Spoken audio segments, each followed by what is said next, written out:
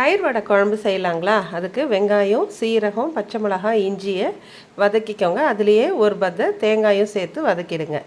ஒரு ஸ்பூன் துவரம் பருப்பும் அரிசியும் ஏற்கனவே ஊற வச்சுடுங்க.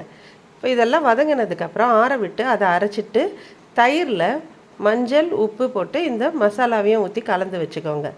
கடாயில் எண்ணெய் ஊற்றி ஒரு 5-6 காஞ்ச மிளகா, கடுகு, வெந்தயம், பூண்டு, தக்காளி, கருவேப்பிலை இதெல்லாம் போட்டு நல்லா வதக்கிட்டு இந்த கரைச்சி வச்ச குழம்ப அதில் ஊற்றிடுங்க. இது நுரைச்சி வந்த உடனே இதை இறக்கிட்டு கொஞ்சம் பெருங்காயத்தூள் தூவி எடுத்து வச்சுக்கோங்க. குழம்பு இந்த அளவுக்கு தண்ணியாக இருக்கணும். உளுத்த வடைக்கு நல்லா 2 மணி நேரத்துக்கு ஊற வச்சு அதில் இஞ்சி, பச்சை மிளகா, உப்பு போட்டு அரைச்சி அது கூடவே வெங்காயம், கொத்தமல்லி எல்லாம் போட்டு இந்த மாதிரி சுட சுட எடுத்து குழம்புல சேர்த்துட்டிங்கன்னா உங்கள் தயிர் வடை குழம்பு ரெடி.